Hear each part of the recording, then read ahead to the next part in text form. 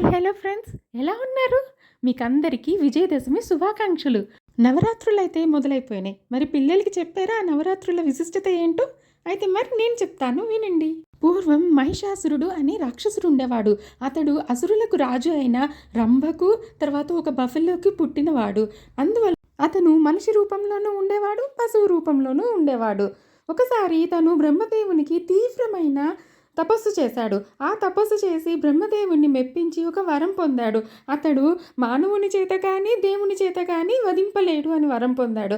అది అలా ఇచ్చాడో లేదో దేవుళ్ళ మీదకి యుద్ధానికి వెళ్ళి అందరినీ ఓడించేశాడు. విష్ణుమూర్తి, శివుడు, బ్రహ్మ అందరినీ.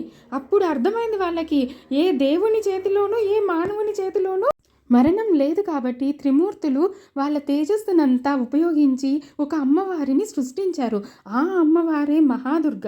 ఆ అమ్మవారు ఎంతో శక్తితోనూ ఎన్నో ఆయుధాలతోనూ మహిషాసురుడితోటి యుద్ధం చేసి 10 రోజులు ఘోర యుద్ధం చేసి 10వ రోజు అతన్ని వధించింది. అందుకనే ఆమెకు మహిషాసుర మర్దిని అనే పేరు వచ్చింది. ఈ 9 రోజులు అమ్మని నవదుర్గలతో పూజిస్తారు. అంటే ఒక్కో రోజు అమ్మలోని ఒక్కో అంశకు పూజలు చేస్తారనమాట.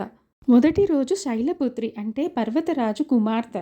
రెండవ రోజు బ్రహ్మచారిణి అంటే బ్రహ్మచార్య దీక్ష తీసుకున్న అమ్మవారు. మూడవ రోజు చంద్రగంట అంటే గంట ఆకారంలో ఉన్న చంద్రుణ్ణి ధరించిన అమ్మవారు. కూష్మాండ అంటే ఈ విశ్వాన్నే సృష్టించిన శక్తిగా భావించి ఆ రోజు అమ్మవారిని పూజిస్తాం. స్కందమాత అంటే స్కందుడైన కుమారస్వామికి తల్లిగా పూజిస్తాం. కాశ్చాయని అంటే కాశ్చాయన ఋషికి పుట్టిన పుత్రికగా పూజిస్తాం. కాలరాత్రి దుష్టశక్తులన్నింటినీ సంహారం చేసే భయంకరమైన రూపమే ఈ కాలరాత్రి రూపం. మహాగౌరి శివుని భార్యగా స్వచ్ఛతకు ప్రతీకగా పూజిస్తాం.